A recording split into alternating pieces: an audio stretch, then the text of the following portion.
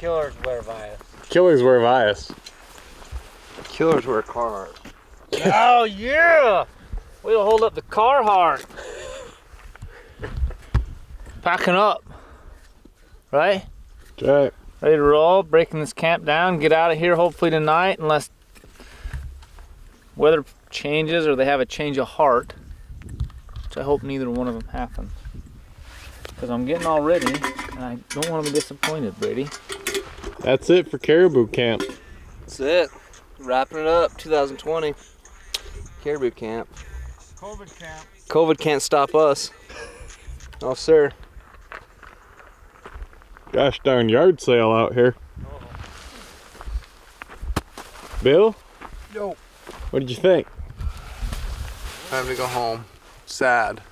Sad, sad. What are we waiting on? Plane. Jared. This is the worst part of the trip. He's got 1 minute. This and getting through TSA. I'm not coming to get you today. You guys can wait another day. Set your tents back up. Oh, God, one of the best YouTube videos ever is that guy teaching them kids how doing them squats, and he's like, What are you doing? You couldn't go like 5 more feet? I'm gonna laugh when we hear. Look at him hold that bush in front of him.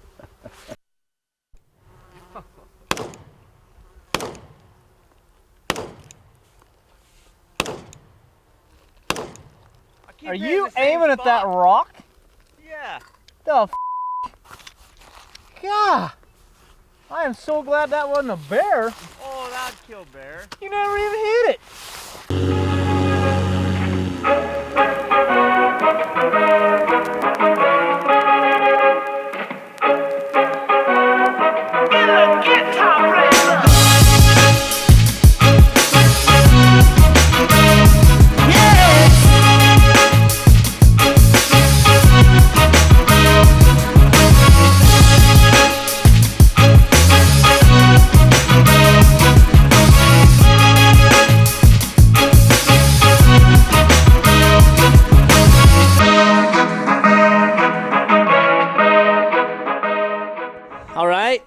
I hope everyone has enjoyed the Caribou series as much as we enjoyed bringing it to you. Brady, you did an awesome job putting that together. Thank you, sir. Cody, you did an awesome job at killing caribou up there and putting that together. So much fun. So what we're going to do here on this part 4, we're just going to kind of have a little bit of an open dialogue amongst us. Unfortunately, the whole crew couldn't be here. We got 3 of us together, well, the main 3 anyways, but we got 3 of us together. But we're going to kind of go over some of the logistics and how to put a hunt like this together. This was mine and Cody's second trip to Alaska. Brady, this was his first trip, at least caribou hunting. He's an Alaskan native. So as far as going in and out of Alaska, you probably know a little bit about it. I was thinking about that before we started talking. It's like I grew up in Alaska, but I still wouldn't know the first step to take to go on a caribou hunt like this. Right. So it's not an easy thing. Right. And it's difficult if you've never went to Alaska in general, like at all, or set up any type of transporting or anything like that. It's a little bit intimidating, honestly. It's a different world up there, man. I mean, what was it like the first year we went? We were so anxious that first year, and I remember we would just scour over lists and anything we could find because we had never experienced that caribou hunt in the tundra. It was a little bit nerve-wracking, and that's why I love going back for this, that second opportunity, because the second time, although we enjoyed that first trip, we had a ton of fun. Oh, that's awesome, yeah. The second time we had it so dialed in, it was a lot more enjoyable because we knew what to anticipate. We weren't worried about certain things. There's a spot in that first series where you don't get to see it, but basically Jared, our transporter's like, you got 5 minutes to load the plane up. I got to get you guys out before the winds pick up, or I'm not getting you out today. Yeah.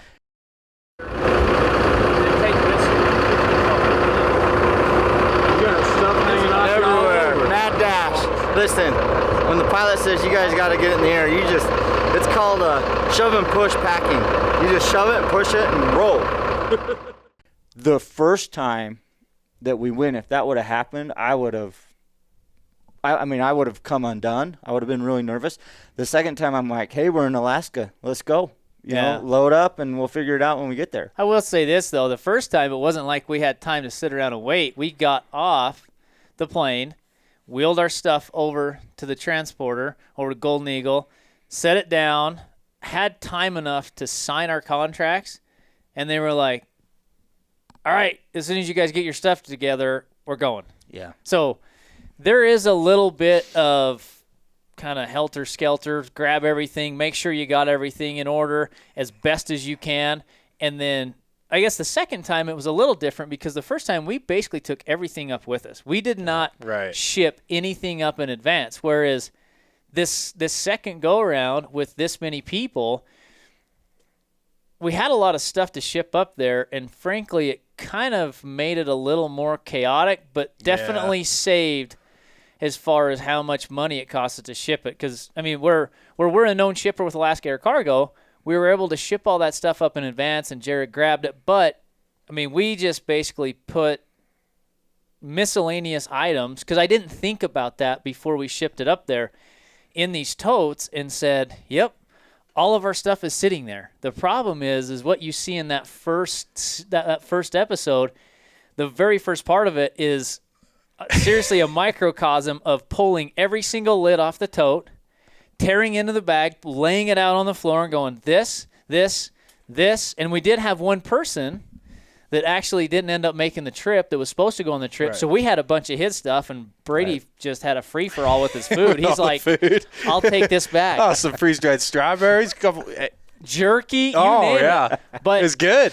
You guys enjoyed it. Oh, yeah. Well, anything you brought we enjoyed. But it definitely did add an extra element of, on top of, hey, you got 5 or 10 minutes to get all your stuff together, get it sitting out in front of the plane, and then we got to, distribute it amongst both the planes and get you guys out. And I think in general, like with any Alaska trip, even this bear hunt we went on recently, organization is key. Yeah. Right? Because you're always limited to the amount of stuff that you can bring. It's not like here where you can just throw it in a truck. It seems like you're always either taking a plane or a boat or a car with minimal space. Space is always an issue, so organization is just super helpful. Yeah. Right? If we would have been organizing them totes and had a plan, it would have just been put it in a bag, in the plane, here we go, rather than... And honestly, looking back, the first year we went up, we went almost on the minimal side. Right? Yeah. We were so light going in that they threw a bunch of gear in for another group on our plane. That was heavy. Yeah. Right? Those boys from, I think, North Dakota. This second year, because we went in light the first year and we're like, we were out there that first year, we were making lists of things we were going to bring back the next time we do it. We went in too heavy. So I think you kind of got to figure out you got to equal that out. And part of that, honestly, I do think came down to, we're just going to take it now. Yeah. Because we don't have time to mess around with it and figure it out. So to Brady's point, if I was going to do it again, I would definitely go through and organize it before I went up there. I mean, we had everything in the totes. We just didn't know where the hell it was at. But even just like little baggies. Yeah. Right? 100%. Stuff that you need, put it in a little bag, and you throw it in. Yep. Yeah. So that was definitely key. So the first part of it, and that's one thing I would say, part of the logistics, getting stuff up there, just being able to ship that stuff up in advance, especially if there's going to be a big group of guys, was definitely great. I mean, we had so much stuff in there that had we had to put that on the airline, it would have. I mean, just carrying your bags from the 𝗙ecie airport to the hangar would have been a pain in the butt. Would have sucked. Yeah, we had 5 totes there? A lot. Now, the one thing we did do on this trip versus the first trip, because we learned kind of the hard way, is you shouldn't expect your transporter. Most transporters have stuff there to wrap your antlers up, boxes to ship them in, things like that. But after our first trip, it was, it was like, oh, hey, yeah, there might be some spare cardboard over here. We have some tape. You guys can use this. it was workable, but it was less than ideal. So this time we took the time to we took and put in some nice, I don't know, what do you call that? Well, Saran wrap stuff. Yeah, it's shrink wrap, and then you guys had cardboard. You had like some of the little foam pipe insulation, foam noodles to put around the tines and everything. Like that was. We shipped all that up there. That was key. So we had it, right? And we had it in a tote, and then the totes served as basically meat. We put everything in big trash bags, froze it, and then put that in the totes and used that to ship it out. Yeah. So let's jump in. Kind of first step, right? Like, I didn't plan this trip too much, and I know a lot of people look at that. There's a lot of comments on the YouTube video that are like, man, I'd love to plan a trip like this. What would you say is the first step, right? Once you decide, I want to kill caribou, then what? What I would say, especially that helped us in our first time, we leaned on Austin here in the office quite a little bit because he had flown out of 𝗏𝗏𝗏𝘃. He had actually hunted in this area, not for caribou, but he guides in there for grizzly bear. Right.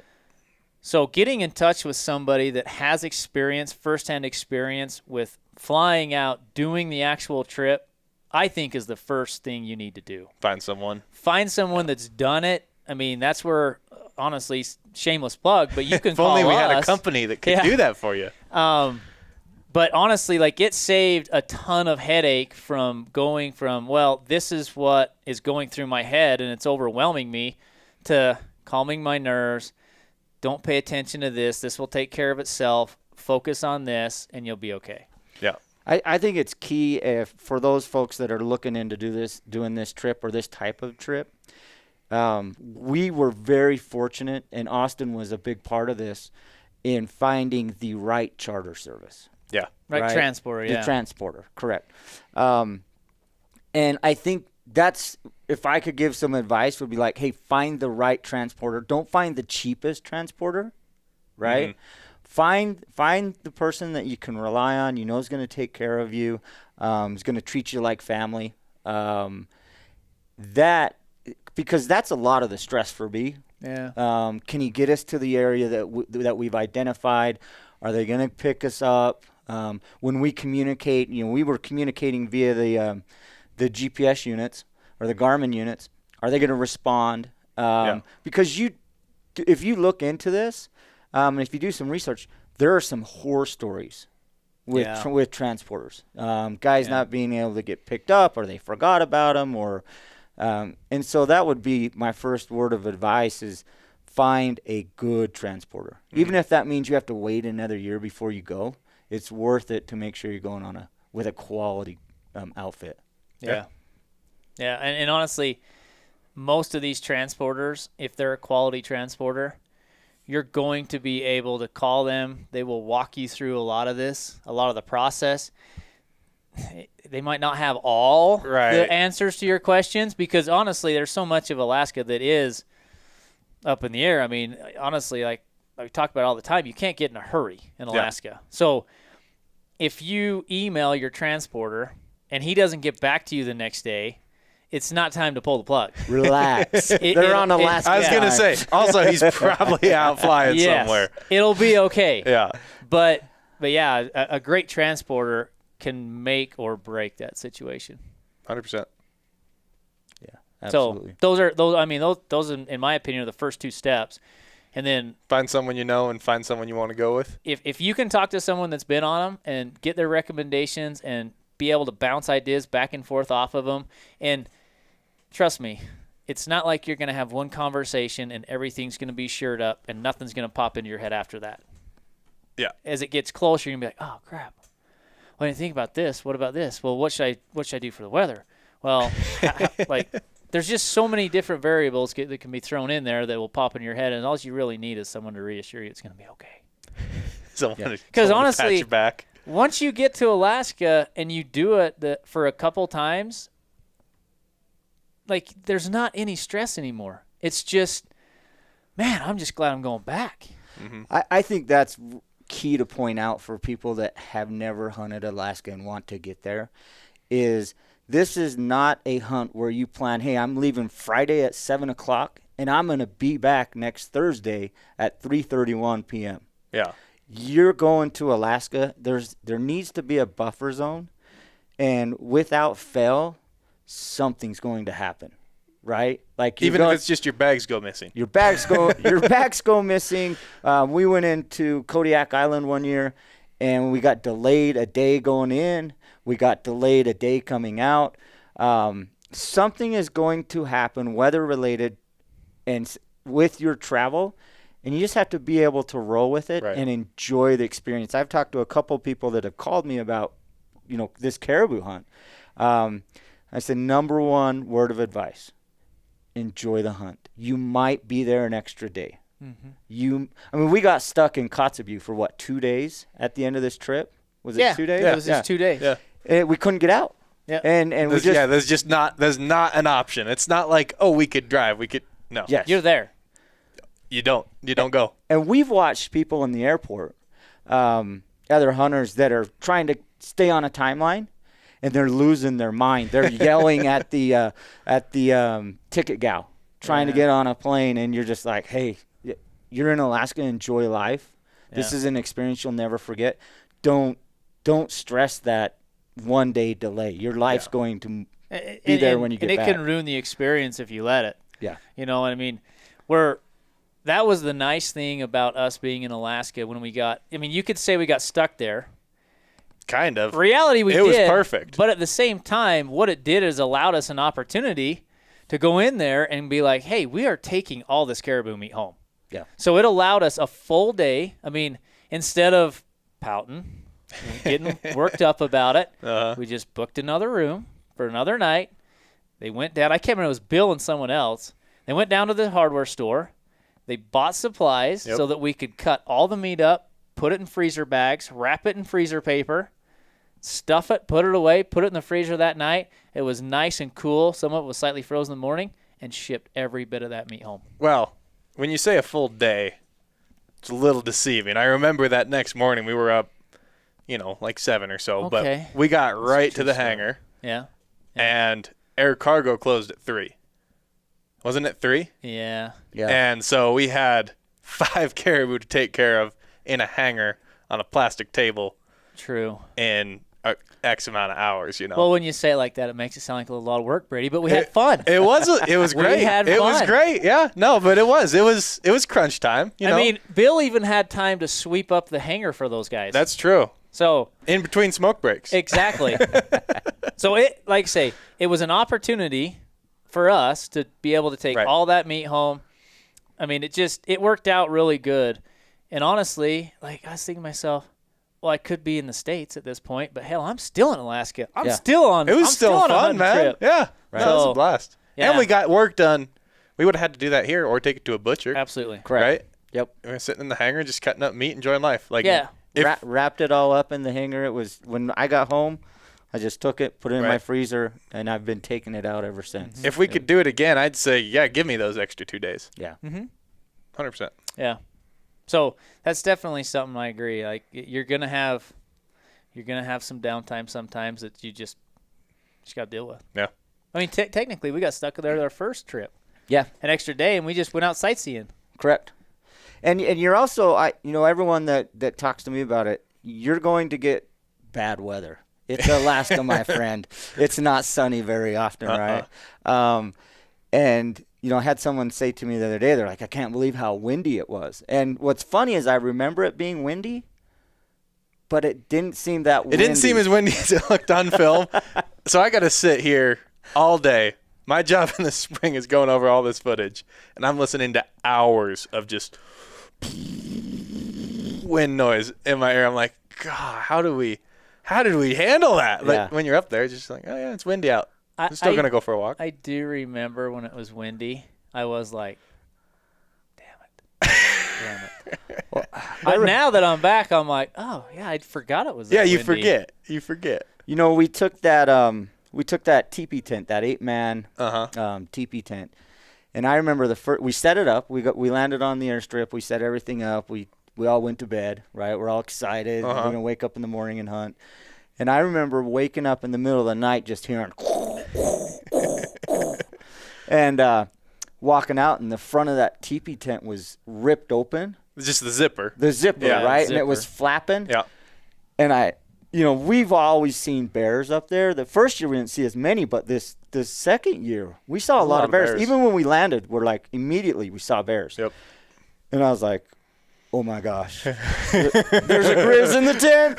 Bear went over and unzipped the tent. Well, I mean, it was dark, and so I you're remember just waking up, yeah. I remember grabbing my pistol and the flashlight, like looking around, like, oh my gosh. Garth and I come out, there's a grizz piled up in the teepee. How'd you boys sleep? Dang. Good, not as good as you. Yeah, Brady boy. I saw you guys up. I was doing my job. Listen, I didn't sleep too bad other than my neck. I had to put earplugs in. I slept well, actually. I woke up because the tent was falling apart. And then, I don't know how you deciphered the tent falling apart from normal tent flapping. because I could hear, I thought, then I got out and I'm like, oh, there's a bear in there. Loaded it up, come walking over. Nope, just the tent. No, just the zipper clear at the top. But that is something, you know, a lot of hunters are nervous. When we were on Kodiak, I was really nervous with those brown bears, especially because it's right there. We were there right before they go in for hibernation. They're trying to get those last couple of calories.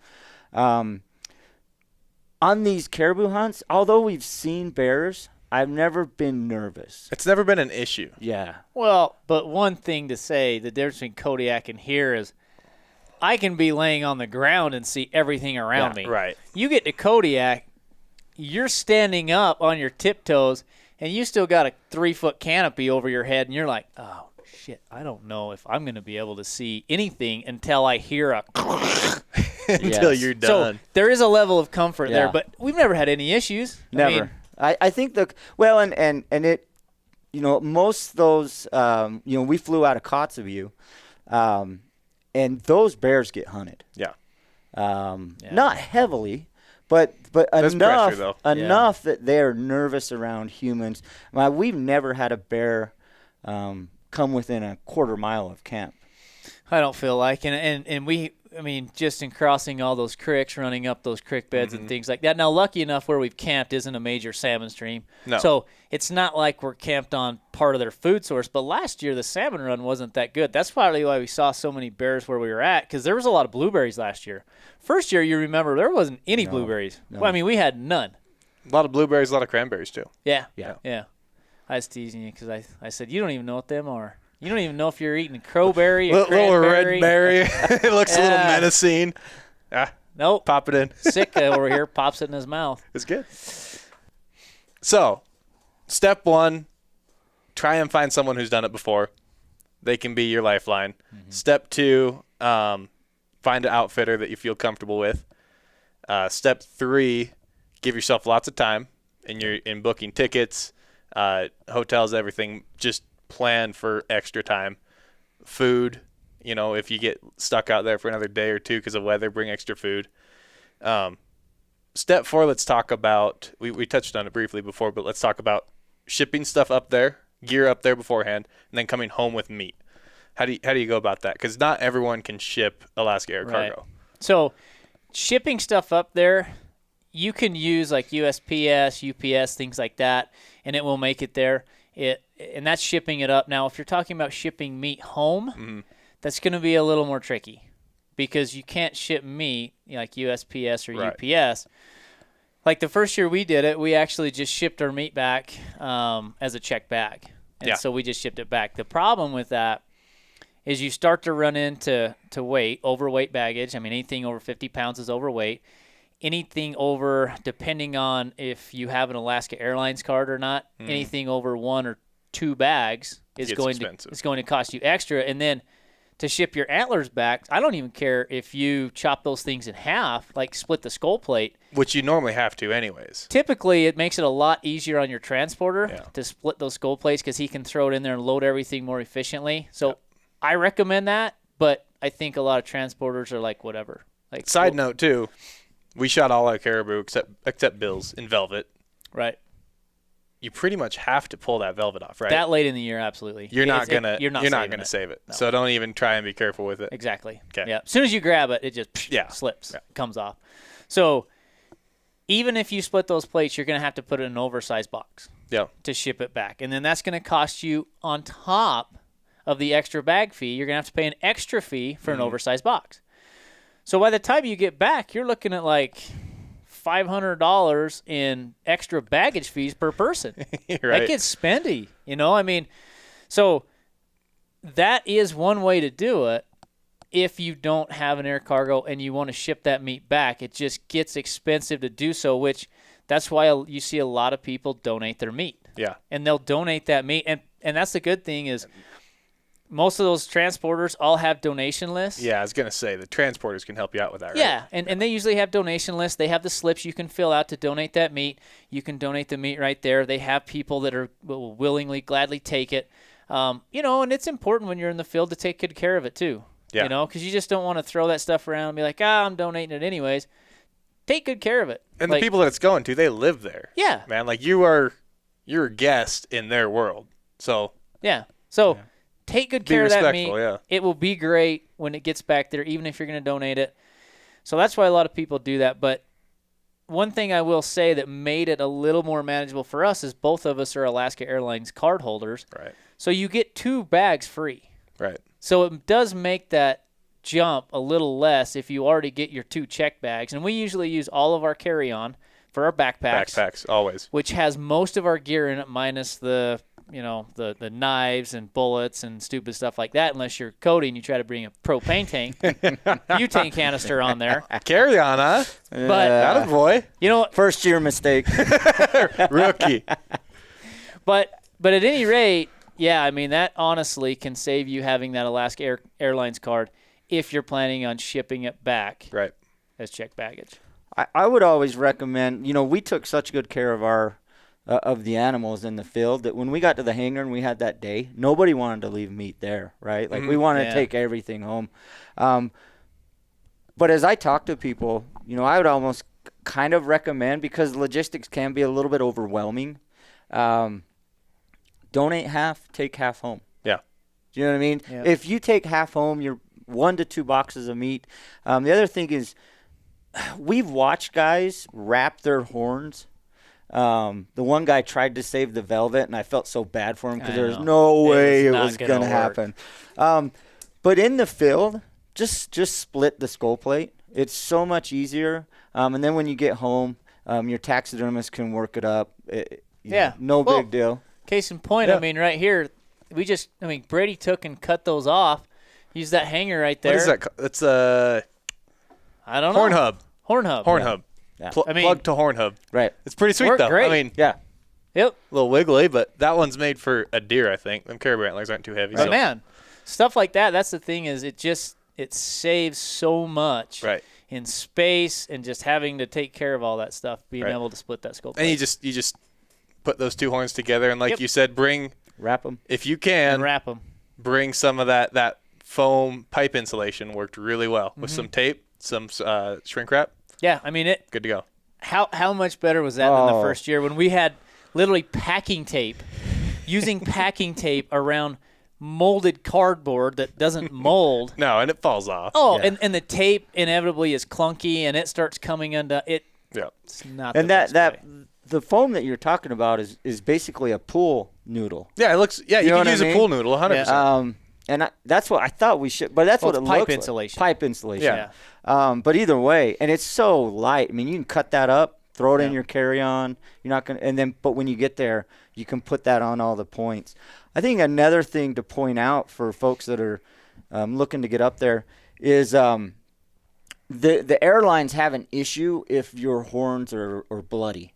Oh, right? Yeah. So what we did with all of our, once we shot our caribou and we got them back to camp, we would take the horns and go put them in the river, and it actually just cleans them up. Well, you can't. So you got yours dyed, and when they're bloody, they don't color as well, right? Yeah, but oddly enough, this is what ironic is. The first year when we went, we dipped our horns in the water. Yeah. The only thing that came out bloody was the tips that weren't in the water. Last year, when I put my horns in, and I think this has to do with the stage that the antler's at and shedding its velvet. Yeah. Mine were clear white. I threw them in that water. Like when I stripped it, right? They were all white. I submerged the whole thing in the water, and there's little tips like this sticking out. It's like that water drew the blood out of the inside of the antler, and all of that antler that was in the water turned a shade of red, and the only thing that stayed pristine pearl white was sticking out of the water. Well, I remember we all had like But it was weird dry. results. So Yes. mine, I mean, you can see some of the purple in there because I just rubbed some branches on it, but it changed. So I have mine in the river the longest. Yeah.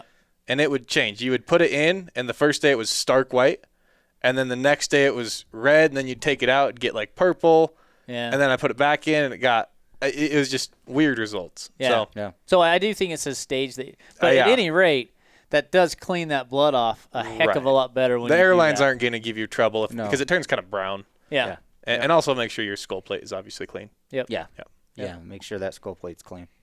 Should we jump into gear? I mean, that kind of covers vaguely logistics, right? I mean, if you're going to get more specific than that, it's kind of depends on where you go. Yeah, absolutely. So, you got to do your own research. It's not an easy hunt. There's no ABC step, but Right. I mean, there's only so much research you can do as far as with a transported hunt. Mm-hmm. You can select areas that you want to be dropped at all you want. But I know we've talked about this before. But at the end of the day, if there's not a landing strip there or a lake with pontoons, you're not getting there. no, So you don't walk miles across tundra. no. So within that aspect, these are areas you can mark, and I recommend marking multiple areas before you get there. And then once you get up there, talk to your transporter and say, where do you have a place to land within these areas? Right. And then he can give you a better idea of what's plausible and what's not. Oh, I do want to cover real quick transported versus guided. Right. Right. Definition. The expense is definitely a lot more for guided. Right. But as far as the definition between guided and transported, I don't know if this is the actual difference or what would I call The it? Garth Jensen version. Yeah, that's exactly right. Transported is basically you are hiring somebody to transport you out into the field, and then from there you are on your own to hunt, make decisions about where you're hunting, cover your food, everything like that. So Now, he's your Alaskan Uber. basically, yes. Yeah. He doesn't tell you how to get into the house. Right. He Now, just drops you off. a transported hunt can include renting gear from that transporter, which they are fully legal to do. You can rent camping gear from them, Okay. and then they can take that out there. You can set it up once you get there. That's fine. Mm-hmm. When it comes to guiding, that is where you have someone that is going out there with you or is telling you, this is where you need to hunt. This is where I have a camp set up for you. I'm going to drop you right over here, and then you can hunt here, here, here, and here. That is guiding. And they'll set up food, probably Yes. everything Yes. for you. That is Transporter, they're transporting you. Yeah. A to B, drop you off, say we'll pick you up at this time. Yep. And a little pro tip for those folks that are looking to do the hunt: when you're working with the transporter, ask them, okay, we're going to land here. This is our landing strip. This is where we're going to go. Have them make a circle around the area, just because once you land, you can't see everything. Mm-hmm. And you can't hunt the day that you land anyways. So the animals that you see are most likely going to be gone. But what it allows you to do is see the geography, see what's going on. And then you land and you kind of know, okay, over that mountain there's a giant bowl, and it looked like some caribou were funneling through. If we don't find anything over here, we can get over there. To be clear, when you say make a circle, you're talking about fly. Yep. Circle the area. Circle the area. Yep. We did that the first year. Oh, my Circle- gosh. We've seen caribou trails. We're like, oh, there's got to be millions of them. Yeah, and we were like little kids. Look at that down there. But it did allow us to see the area. Yeah. And then when we landed, you don't get that. We were actually taking pictures with our camera, Sure. with the phone. So that when we landed, we could go back over and say, okay, this looks cool over here. You don't have service, so you can't Yes. do Send it. anything once you're down. Yeah. No, exactly. and that is one tough thing I will kind of say, and I know I'm kind of going off in the weeds here, but downloading maps Yeah. before you go can be a little tricky. That's why you might want to, when you're still in civilization, bounce a few spots off of your transporter if you can, and say, hey, these are some spots I was looking at going. Like, where could I possibly get, or where do you think that there's an airstrip close enough to where you could get me to? That way it'll give you an idea of what to download. Because honestly, what I did, I will download basically on that Onyx the big map, like that huge one. I don't know, was it 150 square miles? I'll download that one because it covers a wide range. And then if I do get some of that information from them, then I'll go back in. And the good thing is that we were at Golden Eagle, we downloaded maps while we were there because we just connected their Wi-Fi, and we were able to download Don't some depend maps. on Alaska No, service. I agree. That is Yes. that's a big point right there, Yeah, man. I Wi-Fi agree. doesn't matter. Like, oh, there's a storm. Yeah, it's out. Yeah. I Sorry. agree. That is something. But try and get some of those maps down, because once you're there, you're there. Yeah. Another, before we run into gear, I know we're going to jump into gear, but another thing that Garth did a really good job of this the first year before we went. Alaska Game and Fish has some really cool resources that show the migrate. They've got some collared animals, and Sure. you can actually see where those animals are. So as you get close to the, narrowing down the dates you're going to be in the field, you can start to see that migration pattern. And then you can talk to your transporter and say, okay, I like this area, and this area. What are our options here for landing strips? Yeah. And because they're going to do their best to get you in the right place, but at the end of the day, they're not a guide. No. Their job is not to help you kill caribou, right? They're not doing research from previous hunts, and they're not going to tell you, hey, this is where the herds are. Right. Right. They can't legally, right? Nope. Correct. Yeah. Correct. So be prepared. It's a Yes. big job. Like, Yeah. don't expect it to be easy, but Yeah. it's worth it. Worth Great it. opportunity, though. So let's jump into gear then, huh? Yeah. Let's start with hunt specific, because we were north of 𝗙ecie𝗶𝘆 in the tundra, still a lot of rivers, a lot of swamp, Yeah. like boggy, muskegee kind of country. So I think the biggest thing was waders, right? That's something you don't. Well, for you. Well, here we go. You just gave us a ride. Yeah. The best thing was having Having a camera guy with waders that on to forgot pack you across well, the river. The great thing is you forgot to pack hiking boots, so you had to have waders because the only thing you had was wading boots. So And they were barely those things were well, rags. they were. I don't know how many years old them were, I but don't either. I found them. yes. So it was nice to have a guy that was committed fully to wading boots and wading pants. Hey, you're welcome. But that is one thing that waders, like this last trip from the first trip, everything in there, once you hit the tundra and those tussocks, everything was water underneath it. Like there wasn't any dry ground underneath it. It was all wet. Yeah. If you didn't want to dive in those water holes, basically you just tried to balance your way across them, which is fine if you're covering a couple hundred yards. Right. But when you're going miles across it, it is futile, and it'll wear you out. Yeah. So You're going to fall. You're going to end up with wet boots anyways. inevitably. Yeah. So the first year we wore waders all the time. Every we never day. got out of them. Yes. But it was a lot wetter that first year, you said. Way wetter. It's pretty dry this year. This last year, there was a lot of that country where until you got into like really soggy bottoms, then you would start to hit those pockets of water and holes underneath tundra. Hell, there was places we were going where it was solid water last time as far as underneath the tussocks where that's why we were in boots so much. I felt like a track star that second trip. Oh, man. Because the first year we were in waders the whole time and in water the whole time. Plus it rained the majority of our hunt. So this last year, even though it was windy, we were able to just keep the boots and gaiters on. And we were cruising compared to the first year, honestly. It allowed us to stretch it out. So, yeah, waders is one of the biggest things, but that's where I would say depending on where you get dropped and the conditions for that year, I would absolutely have both. I was going to say, bring waders and boots. Yes, absolutely. Don't be like me and just bring waders. Well, I think you had boots. They were just at the hangar. They were. They got lost in the mad dash. In the shove and push packing, they did not get shoved in. Exactly. The first year we went, I had I thought I could get away with some lighter rain gear. Yeah. And that was a big mistake. I was wet. I mean, we would get back to the teepee, and I was trying to dry stuff out every night. I spent 4 days wet. So I would recommend, the second year, and I didn't even need it the second year, but high quality rain gear. Yeah. Don't skimp on the rain gear. That's not an area you want to go short on. Yeah. And don't be afraid to pack your rain gear. Correct. Because if it's sunny in the morning, that doesn't mean it's going to last. Yeah, No. That rain gear goes in the pack every day. Every day. Yeah. Every day. Yeah. Yeah. Yes. What else? What else did we have? I mean, the teepee was super nice. Correct. Obviously, it didn't do great in the wind. I've had a couple comments on the YouTube videos saying, like, hey, we're looking at bringing 3 teepees.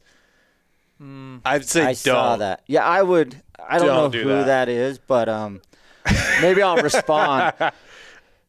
The teepees are fantastic, but they're not as bulletproof as the tents that we had. Right. Well, right? We had 𝗀𝗃 tents. We had a Hilleberg tent, and they did fine. phenomenal. And Yeah. it got gusts up to 40, dude. Oh, it was 40 ripping. plus. And those teepees, we've used teepees for a long time, and I really like them. But when it gets windy and raining, I mean, that stuff comes underneath and starts to get your gear wet. And if you're sleeping there, I mean, inevitably your sleeping bag's gonna get wet. Oh, when you get condensation too, and it starts shaking. More than anything, that's what it is. So, basically that teepee tent is a great thing for a community tent. Yeah. But to sleep in and keep all of your gear, just your sleeping bag dry, if you have any type, like I would keep all of my clothes, extra clothes, I would keep all of that in my tent. Yeah. So when that was in my sleeping tent, I knew that even if the wind shook and it was raining, there was condensation around it, it wasn't going to drip down onto my stuff. Whereas the teepee tent, holy cow.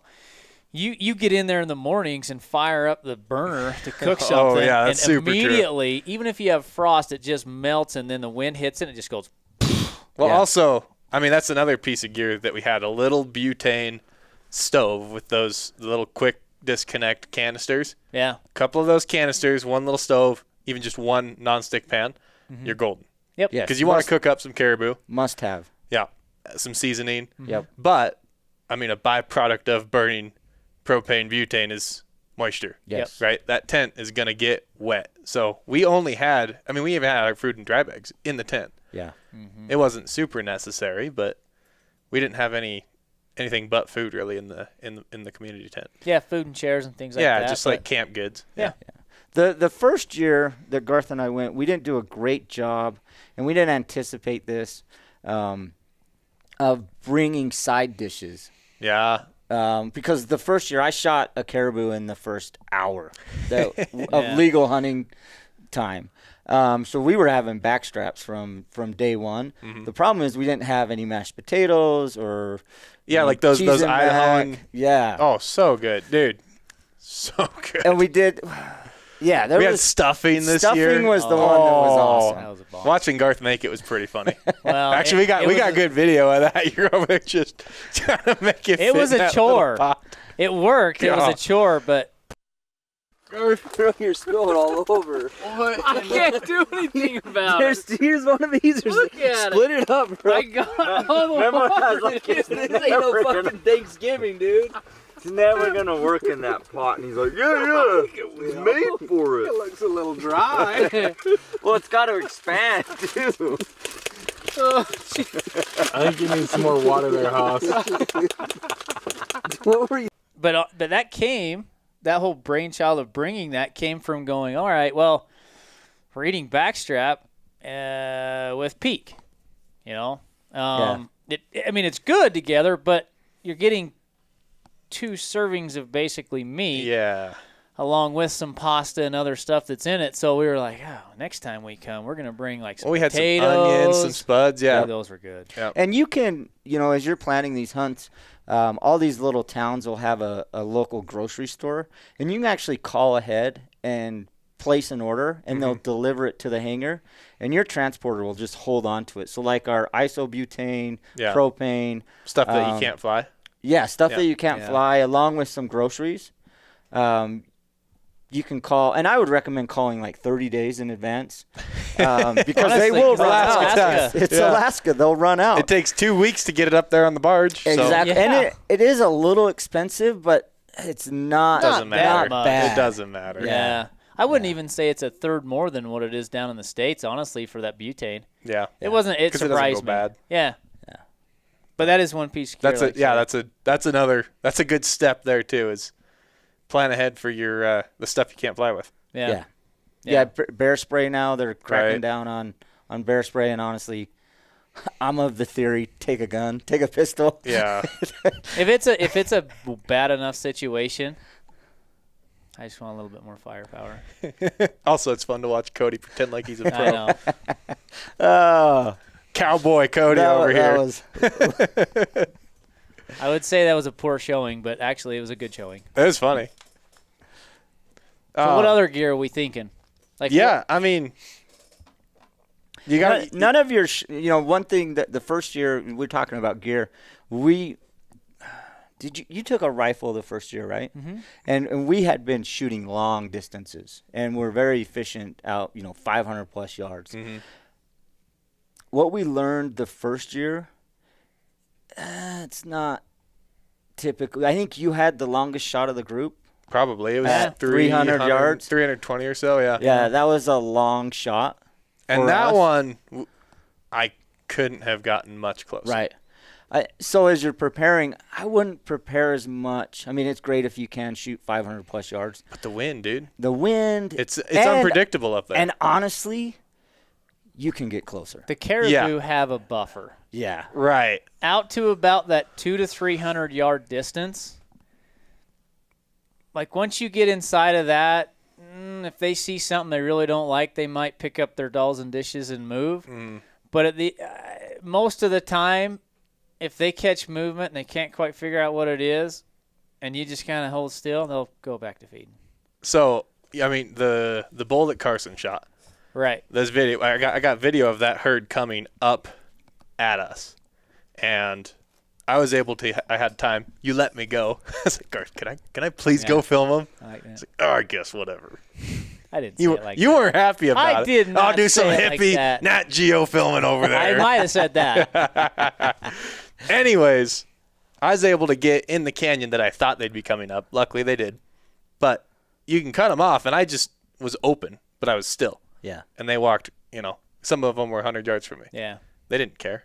I think for Western hunters that are going up, especially guys that grew up hunting mule deer or elk, they're not as skittish. No. Right? And you have slow down. You know what I mean? Slow down. Especially like your stock, where you shot your bull with your bow. I mean, you were on that group for a couple hours. Oh, yeah. From the time we Easily. spotted them at like 10, we killed at 3. Yeah. Yeah. And as long as you just keep the wind right, you stay out, kind of stay out of that buffer zone, and then once you have your opportunities there, then you make the move. The first year I was thinking, man, they're like mule deer. Yeah. They see me, they're out of here, and that's not how those animals react. But if they don't see you, they're probably still out of there. Yeah. Right? They move. True. They Yeah. they move. Once they decide to go, Yep. like you're not catching up with them. No. You're not going to catch them. The fact that I got mine the way we did was 50% luck. Oh, He yeah. stayed in that area. I mean, he moved it probably a mile further away. I mean, we covered some country for mine, but not even close to where the distance. I don't know if that had to have been 3.5 miles. It was, in a straight line from where we spotted him. Yeah. It was 3.5 miles, and we had to. It took you guys at least 2 hours to get to Yeah. it. At least. It was a ways. And that's another thing, like when you're going up there, especially in this wide open country, take something that you can zoom in on them and get a good idea of what they are. Because there's so many caribou bulls that will look similar, but they have this about it. And especially if you're really looking for a specific type, or you want a certain kind of caribou, or a bull that has big bezzes, or maybe even a double, or big. I mean, usually big tops, you can tell what he's kind of got. But once you start dissecting them, you need to have something, a pretty good pretty good glass to dial right in. I mean, I remember I had my I just had my Swirl HD, and it's a 65 millimeter. And I remember I was looking at some and these suckers had to be 5 miles away. And I'm looking through them, and I'm like, man, I think that's a good bull. And Carson's like, oh yeah, that one's a good bull. It's got this for tops. It looks like he has pretty good bezzes. And I'm like, what are you looking at? And I'm like, you can't be seeing that. I'm zoomed into 60 power. Like, what are you looking through? I jump over and look through his BTXs, and I was like, oh, damn. Yeah, just exactly what you said they were.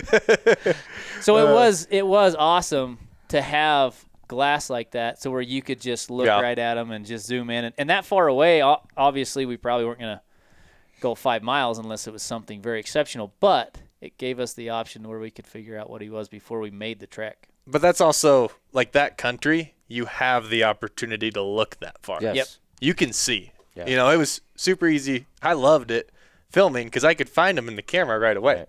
You know, it's like once you see them, once they're visible, you got a open hillside over there, and you're on an open hillside. You can see that far. If you're, like that spot that you had where there was the bear going across that opening, right in front of the lake, and you could see that other drop camp in the background, that tent back there.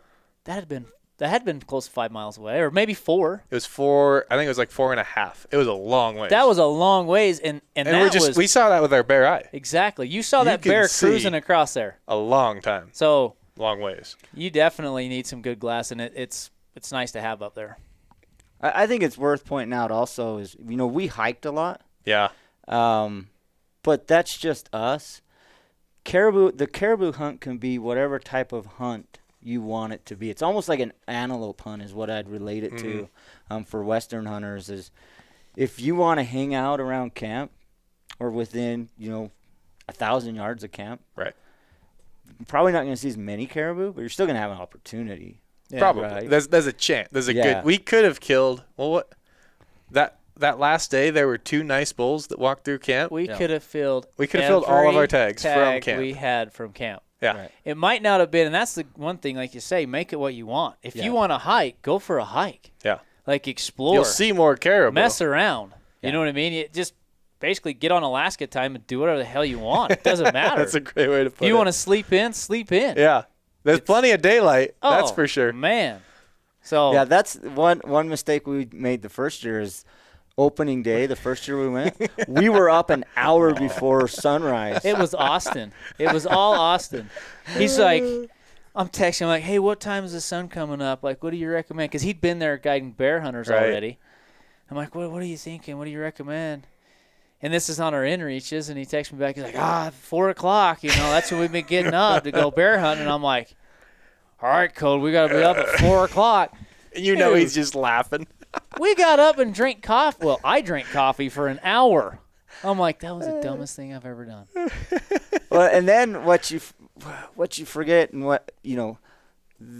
there's daylight for so long. It doesn't get dark for more than 3-4 hours. Yes, and so you have your hunt window isn't from 7 in the morning till 7 at night. No, it's not even from 7 to 9 in the morning, right? You're talking. All day you can find caribou. All day you can hunt caribou. Yeah. And honestly, most of the caribou we would see would move more in the afternoons than they would in the mornings. It seems like they're fairly lackadaisical. I don't know. Yeah. That group of bulls we got on, that was about the only time I actually looked at a group of caribou, and I thought, man, you guys kind of act like the game that I chased down, like a herd of elk. Like, you guys fed. I saw you feeding about 9, 10 o'clock, and then you went over the ridge and never came out. We looked over, and they were all laying down bedded. Yeah. Then they stood up and started feeding about 2 But they stood o'clock. up at noon. Oh, yeah. Like, it's just, I think they just do what they want, man. Well, there's nothing out there to bother them. Yeah. No, like grizzly, but not really. They're eating fish that time of year. So, yeah. That was also a mature herd. Yeah. Right? That was a lot of big bulls in that herd. Yeah, there was a lot of mature bulls in there. And you'll see that. I mean, there will be herds of younger bulls, herds of cows and small bulls and calves running around. What's crazy, like your bull was with a herd of cows and calves. Yeah, there were a bunch of calves running around. And I think there was, 3 bulls in that group, and yours was obviously the biggest bull? Like, way bigger. Yeah, that's what I mean. Like, it stuck out, and you're like, wait a minute. You're not used to seeing that in that group. Let me see what that is. Yeah. I do, like, not that I'm any expert here. I've hunted caribou once. That qualifies you. But I loved Kody's his quote. He's like, you want to come to Alaska and shoot a caribou, like it doesn't really matter how big they are because they're all so different. Yeah. That's what is really, like, I just loved that hunt because every caribou you look at is different. And he goes, if you want to kill a bigger one, come up next year and kill a bigger one. Like, yeah. What am I doing now, Garth? I shot a baby boo compared to these two. I don't know, man. I don't know. Shot a good boo. It's old. So he's good up front. Yeah, it's way cool up front, but this boo is so long. Like, just as spez and everything. The thing is I don't even know what boosts score. You just come up here and just shoot. Oh, one. yeah. Dude, I was happy with. And then if you want to shoot a bigger one, you come up again and you shoot a bigger one. I was happy with it. How do you even score one of these I things? don't know. I looked it up. It's like the main beams and then the fingers. Oh, it was confusing. Yeah, it's so the first year I killed a slammer bull. right. Like it was a big bull. I don't mean to brag. I mean, I would say it was all. It's Kody Smith. It was also the first caribou bull I'd ever seen. If they would have seen, like, if there was a clip, if you'd have been there the first year and seen the clip of me and him looking at each other, deliberating, like, and this is 150 yards, like, I don't know, should I shoot him? Is he What do you big? think? I'm like, I don't know. I think he looks big. we don't know. Well, I turned What do around you to think? Garth at one point and I'm like, I don't know what a big caribou looks like. It's pretty compact. Let's shoot him. Is he? Yeah. Don't look at him. You want to shoot him? I think so. Okay. Like, Well, you think you do, but then when you get to looking, it's Yeah. just, But- it's hard. we had not even had a chance to look over very many caribou. That was what? I mean, that wasn't the first bull we saw, but we'd only probably seen 10 caribou Yeah. bulls, and most of them were 3 to 5 miles off. Yep. Yeah. And this one's here at 150 yards, and I think as soon as he turned around, you shot him. Then we got up and we were both still thinking, yeah, I think he looks like a shooter. I think he's good. And it's just a hog. And then we didn't see, and then we only saw one bull the rest of the trip that was as good as that bull. Yeah. That was it. Yeah. All the rest of them were like, because now we were judging everything off of his Off bull. of the big Yeah. one. And I was like, I think Kody at one point was like, what the hell? Did we come up here to camp? I didn't know, though. 8 days to camp. What was funny is we had both that first year we went up, we had both tagged out. We had a day to burn. We'd gone fishing, and we still had one more day before the transporter could come get us. So we actually hiked and went and checked out some new country. Because you're crazy. Because we were Hiked like 5 miles back yeah, there. we did. And we saw a giant bull, much larger than the one I shot, but The mega it was the mega boo, and he was wide and he had big tops. Huge tops. So this second trip, I had infused in my brain that photo of that bull, and I wanted a wide bull with big Giant tops. tops. And I was hunting with a bow, and that night, Carson had harvested, he shot a bull. Mm-hmm. Bill had just shot a bull. We were packing the meat back. We got back to camp, and I looked out on the horizon, and I'm like, wow, that's a pretty decent-looking bull over there, and put the spotting scope on him. And I was like, that's what I came to Alaska for. Mm-hmm. Like, he's wide with big tops. And that's what I wanted. He didn't have the biggest shovels. He wasn't a double shovel. He didn't have giant bezzes, but his tops were just... It's beautiful. Yeah. Yeah. And that's kind of like, man, they're so different and they're so fun to hunt. I don't care to know what they score. Yeah. I don't care Doesn't to matter. understand how to do it. I would go up there for the experience and shoot the caribou that, makes you happy, Yeah. right? I mean, your bull was an ancient dinosaur and just heavy on top. And what's funny is when I shot that bull, me and Brady were both looking at that old bull that was in there. So, yeah, there were two big bulls in that, Yeah. like big bulls.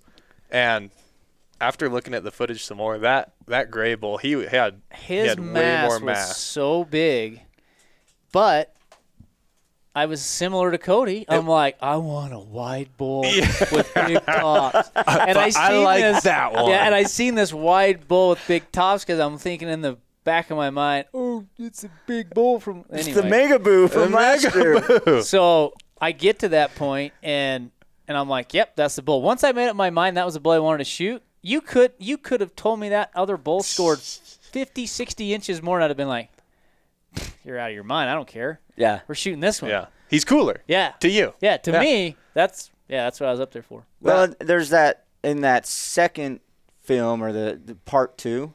Garth and I took off that one day. We both had our bows, and we snuck into 11 yards on that bull. And that was an old bull. Mm-hmm. Yeah. But first of all, something was wrong with him. And it wasn't.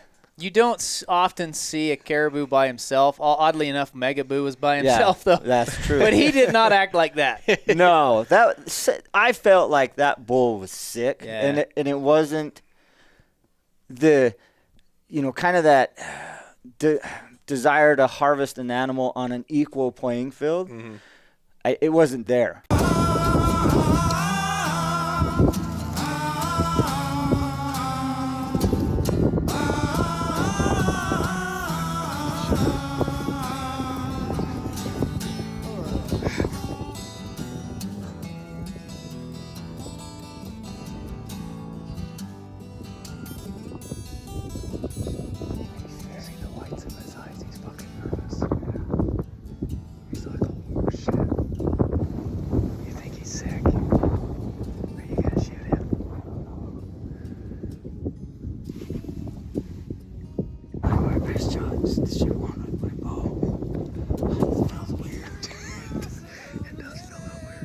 But also, he didn't have the big tops. Right. Yeah. He was a great bull. And he was narrow. He was narrow. Super narrow. And I think he was an older bull. And I think, if I'd have shot him, I'd have been super pumped. But I wouldn't have been as excited as shooting the bull that I did, even though I grabbed the rifle. Right. It came down to it. You could have killed one with a bow. and shot the bull. So. Well, once you find the bull you're after, I mean, honestly, like that's and Jared is not this way. He is a purist. He loves chasing things with a bow, and for him, it really wouldn't be worth it to harvest with a rifle. And I tell him all the time. I said, that's what's awesome about me is I don't care what I shoot it with. That's what's awesome. Hey, I'll shoot it with I'll tell you whatever. what's awesome about me, Jared. Well, I mean, I would hate to be hamstrung by only one thing. Yeah. I do not want to harvest anything unless it's by this means and this means only. Right. To each their own. You're versatile. And that's what's awesome. Yeah. No, and you can do that up there. Yeah. Yeah. Yeah, it's an any weapon do that up hunt. there. You can hunt with whatever you want. Yep, absolutely. Next time I go, though, Bow? bow only. No Ah. matter what. Yeah. Okay, Kody. Even if I have to shoot the sick old bull. Even if you have to shoot him with your rifle and then have Garth go get the bow to take a picture. Yeah. Bow only. Plus one bullet. That's funny. I wanted to shoot one with my bow so bad. Bring my bow so I can get a picture with my bow. One more thing before we wrap up. Something that is also worth noting is that you're going to have some people kill caribou before the last day. What do you do with the meat? Right? This year we had some paracord. I think we had a saw, right? A small saw. Oh, yeah. Just saw the ribs and everything, yeah. Yep, and we used that to cut some alder branches. Yeah. Right? Build a little stand to hang our meat off of, and also bring a tarp. Keep it out of the sun. Yeah. Keep it out of the sun, keep it out of the rain. Yeah. Yep. Yeah. And that was something we went into last year, and we had one tarp. Yes. We only had two tags, so we're only taking care of two bulls. Mm-hmm. And there was actually, which was awesome, there was a pile of logs that were already cut there. Right. And I'm like, what? I don't know what the heck that's for. Well, as soon as he killed his bull, we were like, oh, we got some paracord. Let's do this upright. So this year when we went back, we were like, well, there's going to be a lot more. I think we brought 3 tarps. Yes. Just for that Just in purpose, so we could lash them together. Yep. make our own little meat rack, which I think you had a clip of in there. Got a clip of you Carson laying next to it. and honestly, we could have had another tarp. Yeah. Like, that is the one piece of gear that I would say when you're going to Alaska, they're lightweight. Yeah. I don't know if Cheap. you can take too many of them. Like, there's a point, right? But honestly, like, a couple tarps, you are never going to have a couple tarps in Alaska and be like, that was wasted space. Right. No, 100%. And those are lifesavers for your meat. And it is worth noting where we were at. What were those? Alders? Yeah, Alders. there's alder. But there's not many. There's not many. You're not building a fire out there. No. I mean, he tried. He did. I try. did. Oh, Hey, you did last day. You had a fire. You did build a fire. Yeah. But it's not a lot of lumber out there. There's a lumber shortage in Alaska, like there is in the tundra. Yes. in the housing market right now. Yeah. But yeah, it is. That is one thing. And good game bags. Yes, great game bags. You need something that you can keep that meat, keep the bugs out. I mean, we were late enough that the bugs weren't really an aspect, but man, when they're bad, they're bad. Yep. So you want to have good game bags. You can keep that meat out. I mean, I think we took 3 different kinds of game bags. We took some 𝗀you bags, some Caribou gear game bags, and some 𝗀𝗃𝗃 bags.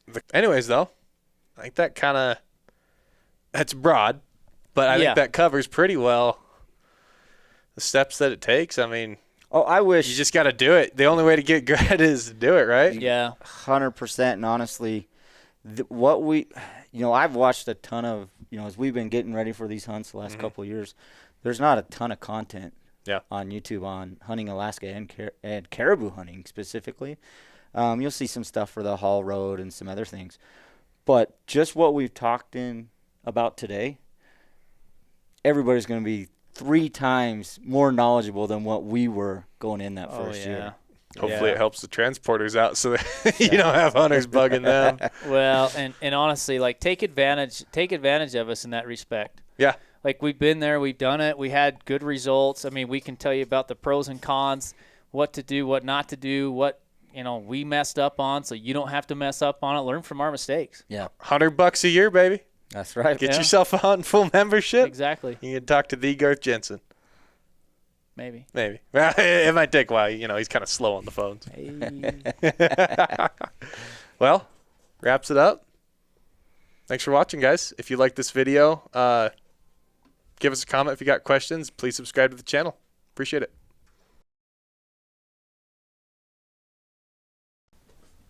Austin or Kennedy, this is where we start again. Oh, buddy. Can't take him anywhere. I hope you got that. The problem I want is that now, to be at the end. Blooper. From 2 angles. now he All can right. make sure. Yeah, now, so that I'm too loud. level There is we the go. same. Now we're happy. I'll get yelled at no matter what I do. It doesn't matter 100%. what I do. He's getting his ass chewed.